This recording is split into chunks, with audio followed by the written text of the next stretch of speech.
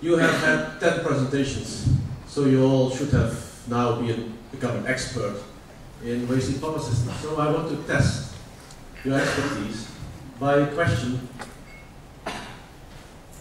We have an operator A and an operator B, and the one is operating the kiln and the waste heat power system.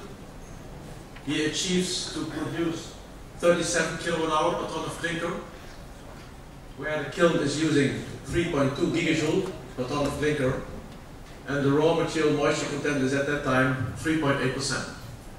The day after, operator B is on the shift, and he runs the kiln at 36 kWh per ton of clinker. The same heat consumption of the kiln, but the raw materials are a little bit higher in moisture. So, who of the both operators should be given the bonus? You have 50 minutes to think about it, because at the end of my presentation, I will try to capture your votes. So you can calculate or you can guess, and we have many consultants here. You can calculate, they have expertise. We have my friends from Sinoma over there. They should be able to answer this question. I just talked with Rosie Wang. She gives support from remote control. So if you get these two data, what would you advise to our company to do? And our friends from Kawasaki have good sales engineers, but a sales engineer should also understand a little bit of operation. So I think we have a lot of people who might be able to answer this question. So I'm very curious what comes out in 15 minutes from now. So let's move to my presentation. First, a few words on renewable energy in general within HeidelbergCement, with a few words on biomass to electricity potential, then focus on waste heat power generation. Economical part, the business approach, suppliers on the market, and lessons learned. If we see HeidelbergCement renewable energy approach, we have waste heat power generation systems in China, in Turkey, and in Europe. And we are scheduling a few more. And in windmills, we have a number of windmill projects in Sweden, in Netherlands, and we are scheduling more in North America, and we are scanning potentials in Europe and Asia as well. When it comes to feasibility studies, we have done feasibility studies for biomass to electricity projects. I come with a few slides on that later. And we are just monitoring what is the potential of solar, of hydro, and geothermal energy. But for sure, waste heat power generation is the key, because we have the fastest payback ratios, and that's what's all about. When it comes to biomass to energy plants, we see the potential in Europe if there is a solid feed-in tariff. So governments tend to change their regulation now and then. This is not so good for investors to put in money. In Europe, the biomass is not readily available, but the feed-in tariffs might be there, and then it might be feasible to put biomass to energy, to electricity plant. In Africa, in Indonesia and North America, there are other potentials, even without feed-in tariffs. If you have the right sources, you can make something feasible. I developed a project in an African country, which finally we put on hold because it's a political unstable situation, and investors don't like that, to put somewhere $5 or $6 million if it's unsure what will happen with the government next year. On the next slide, I want to go a little bit deeper on a project which has been developed in Belgium, but not materialized so far. It's about biomass. It is a wood residue which would be incinerated on a great boiler to generate electricity to be consumed by the cement plant, and the waste heat of that turbine would be used to dry sewage sludge. The wet sewage sludge, after drying with the waste heat, becomes a dry sewage sludge, which then can replace coal into the kiln. So such projects, they work on both sides, on renewable electricity and on renewable fuels. So far, we could not commit enough sure the dewatered sludge for a long-term period, and this is absolutely needed to invest in such projects. Then, to waste heat power generation, we have a number of plants. The first plant was kind of a demonstration project in Germany with an organic Rankine cycle, very small unit, only using the heat from a cooler from the kiln, but still in operation, and it's still generating on a reliable way electricity. Then in Slite, in Sweden, we have a waste heat power system which benefited from the existence of an idle steam turbine in the adjacent power facility. So we had only to install boilers, and this has been done in 2001, and it's still in operation, and we generate up to 6 megawatt electrical energy. It started off in China then with bigger facilities in Guangzhou, where we have a 5,000 ton per day kiln and a 7,000 ton per day kiln.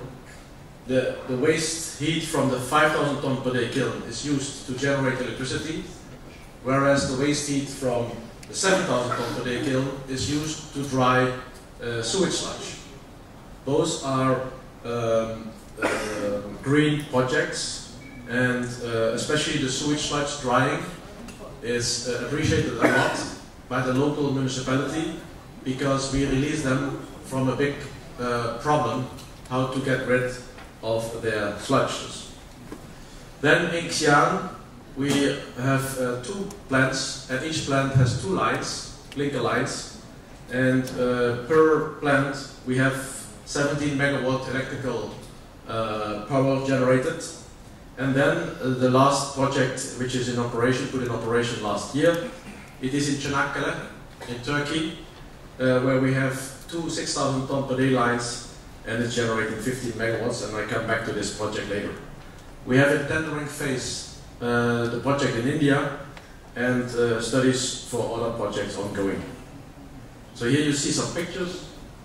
The ORC plant in Langford, the vertical boiler in Çanakkale, and the horizontal boiler in Xi'an. So when we look at the potential, the most important factors for an economical evaluation are the power price. But not only the power price of today, it is the expected power price in future, because the systems will be there for 25 years, maybe 40 years. As long as the kiln will be in operation, this system will be in operation as well. And that means that we can benefit and we can anticipate also on rising power prices, which is generally the case. The economy of scale is very important, and the economy of scale, there are 2 factors who determine the scale. That's the kiln size, first thing, but the second thing is the waste heat quantity. So if you have a huge kiln, for example in Citerup in Jakarta, we have a plant with 8 kiln lines next to each other. Total capacity is around 10 million ton of clinker, but the raw material has 7% moisture.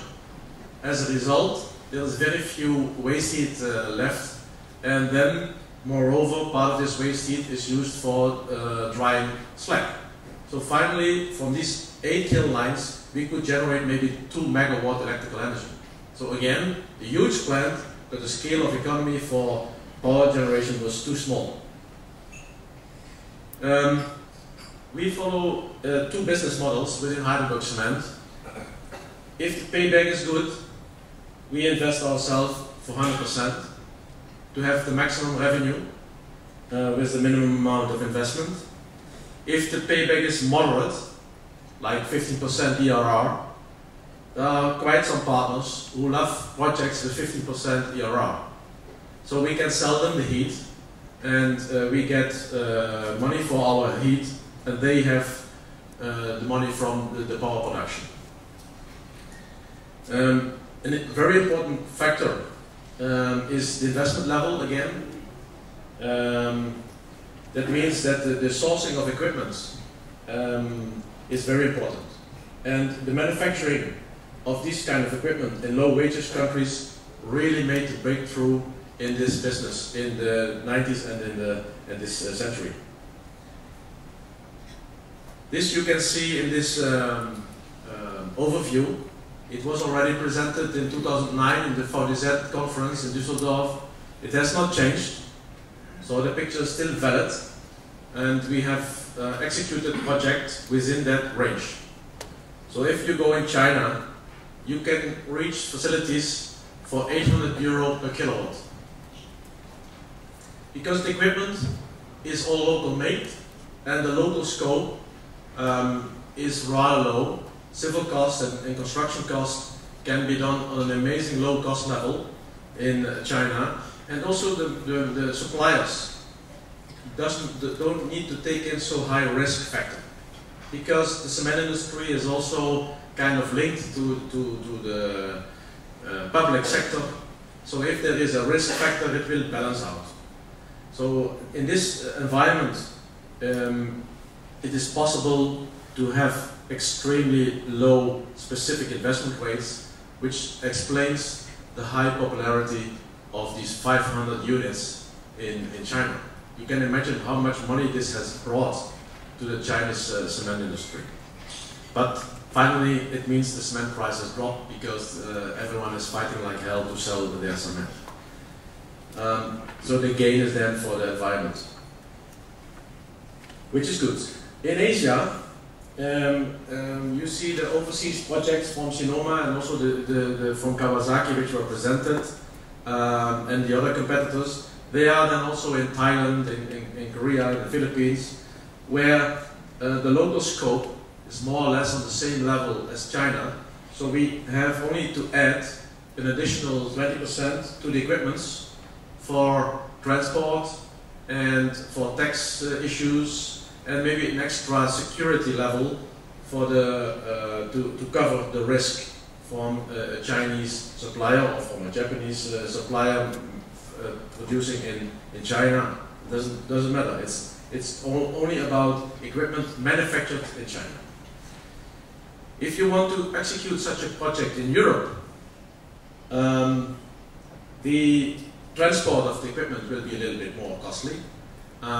Also, the efforts to engineer the project, the people have to come over to discuss. These are all travel costs, and they come back, of course, in your project. But the big step is on the local scope.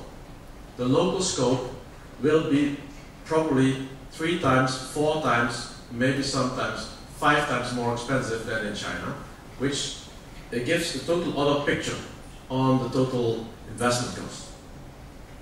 These figures are based on 5,000 ton per day lines with 4 or 5 stages preheater with around 3 to 4% of moisture in the raw materials. So as soon as it changes, if you have a smaller kiln, you have 3,000 ton per day kiln, you can calculate your specific cost will be maybe 20% higher. If you happen to be 2 kiln lines of 6,000 ton on one location, like we have in Turkey, then you can get even better values. Coming to technology, both things have been discussed, the vertical boiler and the horizontal boiler. Both companies try to make a nice picture showing their boiler very small compared to the other boiler. I can tell you the horizontal boiler is 25% smaller in volume. And this is because you can afford to have the tubes closer to each other, because in the vertical boiler the dust will fall down, and from one tube on the next tube, on the next, on the next. And in order to make that in an efficient way, you need to have more space between the individual tubes. So the vertical boiler is as efficient as the horizontal boiler in terms of having no clogging of dust, but in order to be able to do it, it has a bigger volume. The bigger volume of the boiler means more kilograms of steel. But if the kilograms of steel are manufactured for €2 per kilogram, it's not that much important. If we see, we as HeidelbergCement have experience with several contractors for steam-based power plants since 2007, because I think the experience which we have from the years before 2000, they are too old to have them really as a reference. What we see is that we realized the project in Guangzhou with NDI, the Chinese Design Institute, and we were quite satisfied with the way they have approached and realized the project. It's a vertical boiler at the breeder site. In Xi'an, we have a horizontal boiler. This was a joint venture. This is a joint venture with Jidong, and there was a frame contract with Konch Kawasaki to supply this system, which has been very well put into operation. And in Çanakkale, we have again a vertical boiler supplied by Sinoma, and also this one we are very satisfied with the service of our supplier. For sure, there are always lessons learned, and the main lessons learned I would like to share with you. That is that you have to specify for your main components what can be the sub-suppliers.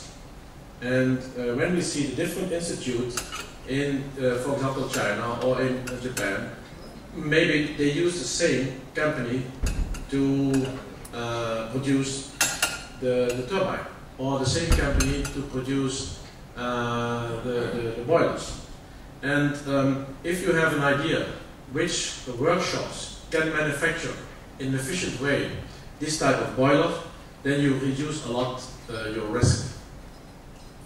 Then it's very important to have the detailed quality control, and which you have to use and which you have really to test and to use it during the whole manufacturing phase. We have, as HeidelbergCement, have the benefit that we have a local purchasing office in Beijing, where we have 20 people who are sourcing materials, equipment on the Chinese market. First started for our Chinese operations, but now more and more for our projects which we realize in Africa, in Russia, or in Turkey. So there is knowledge of which quality control companies to subcontract, because all the quality control cannot be done by your own staff, but they know which companies they can hire to go out to visit the shops and do the right supervision. Nevertheless, time to time you have to check yourself as a customer, take the plane and go and check out. And if you make a planning, you have to put in reserve time if you have to reject a certain material, so that there is time in your planning to come with another piece of equipment. So, in Çanakkale is located on the Marmara Sea, a few hours drive from Istanbul, and we have a big plant, two 6,000 ton per day lines next to each other. Second line was built by Triumph from China and put in operation in 2010. And we have installed there, for the two kilns, each kiln has one boiler at the cooler and has two boilers at the breeder side, because they have all double string. It was not possible to put only one boiler. We have a condensing flushing steam turbine with a 50.2 megawatt generator. As mentioned, Sinoma was the supplier, but not only for the equipment, also for the electrical works, so all the control cabinets, everything, also the construction beams, all come from China, including the civil design. So we sent to them the earthquake ratios in Turkey, and they had to calculate what it means for our foundation works, and based on their descriptions, we constructed the facility ourselves. So the local works were the civil works and the erection of the whole facility. Some figures: the total budget was 24 million US dollars. We kept the budget. So if you calculate it, it is around 1,700 US dollars per kilowatt installed. From EP contract to hot commissioning took around 19 months, including shipments, which took over 3 to 4 months in order to have that done, and the quality control related to that. We spent a hell of an effort on health and safety. We gave to all the people 2,500 training hours. And there were 490,000 man hours on site with 3 LTIs. However, all this could recover within 1 month. So we think we have done there a safe job, and we can have a big saving for the environment on the CO2. Because the power is generated with waste heat. Okay, this is a nice flow sheet. Then, performance guarantee. We achieved the performance guarantee within 4 months after startup. And, but we have also encountered some problems. And on these problems we have taken actions. When we ordered the waste heat power system, the kiln line number 2 has still to be built. And when we started up kiln line number 2, it was not producing 6,000 tons per day, but it was producing 7,200 tons per day. So it's 20% more clinker, and that is fantastic. But it means also you are generating more heat, exhaust heat, and our intake point at the cooler, in the middle of the cooler, the air got too hot.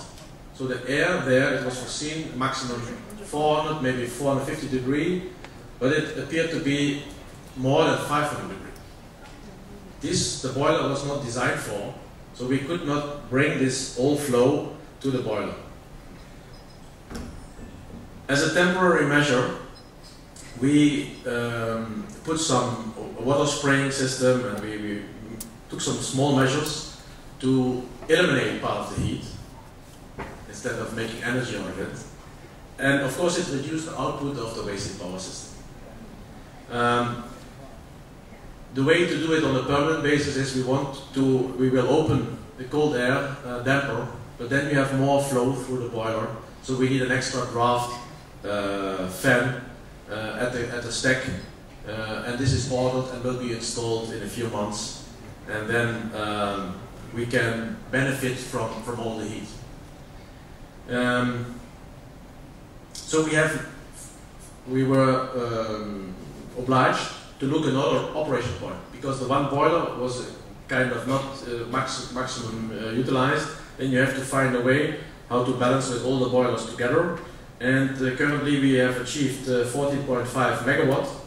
And when we have installed this extra fan, we expect to be able to reach higher than the design level, because we have much more heat than we counted on. So we will test how much overload the turbine can have. Let's see. So, my key message are that waste heat power generation has become state-of-the-art technology at HeidelbergCement. We benefit a lot from the experience we built in our Chinese operations. We transfer that to Turkey. We now transfer the knowledge we built in Turkey for our next project in Damon, and that's the way we can benefit from our network. Careful sourcing of qualified suppliers can improve considerably your payback ratio, and know-how transfer from the supplier to the operator is key to come to a fast and maximum operating efficiency.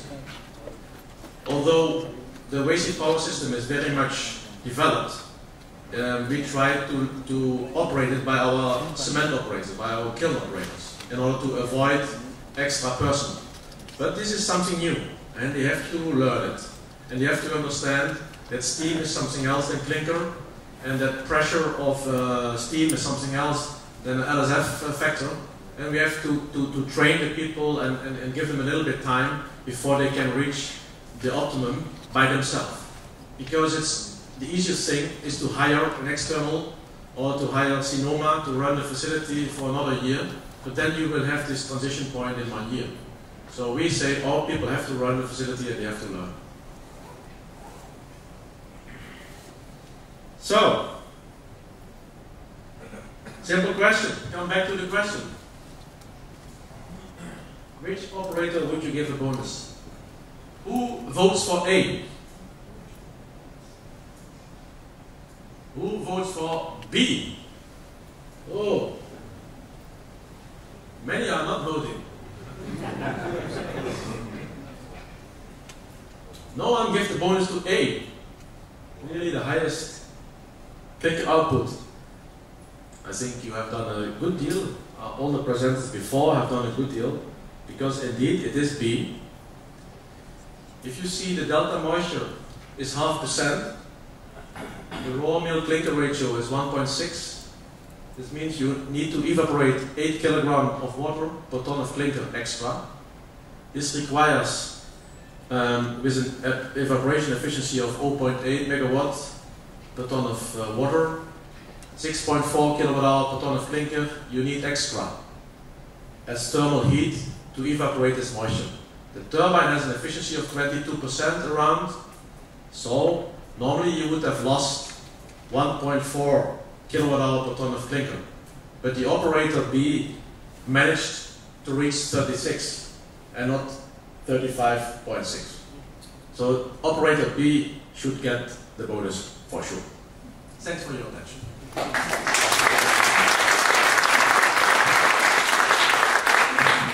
Thank you very much indeed for a very interesting presentation. Are there any questions from the floor?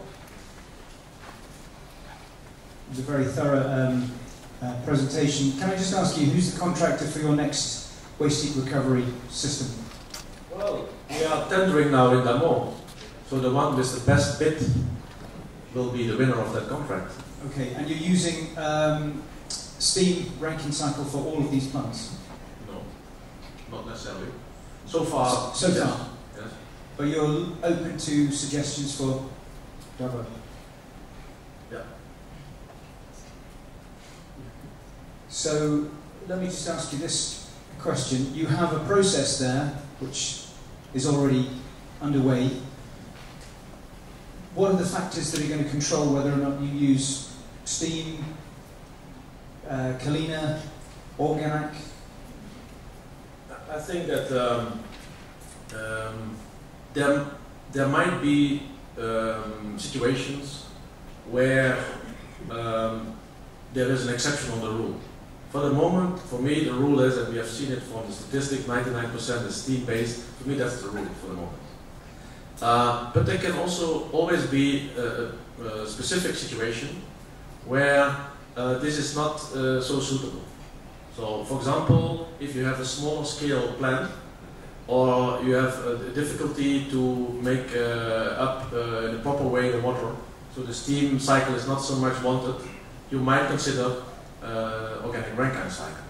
And probably the organic Rankine cycle can drop in investments. So currently it's around, the whole figure was given 3,000 euro per kilowatt installed. So if the reduction is by 40%, it becomes competitive. And this can happen over time. So I think we should not exclude it. and manufacturing costs can go down. Maybe the civil costs of an organic rankine cycle are less because there are more compact units, and in specific cases it can be the opposite. Right, so everything's still to play for the suppliers. Yeah. Any other questions from the floor? Yes, please. Just a question about your plant in Turkey. So you say there's $24 million investment. Could you give an idea of the sharing cost in between boilers and block power?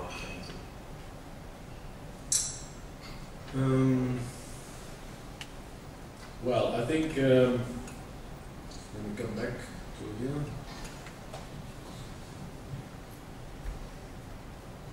Okay. So from the 24 million, roughly half is equipment and half is local scope. So that's already, one half is already away. And then from the equipment part, I think the boilers are maybe 40%, the power set is 40% and 20% is all things around. But this is roughly, so it's very much depending on the situation. But the boilers are a very considerable part of the investment. Absolutely. Any other questions? In which case, let's join together and thank Jan Theulen. Thank you very much.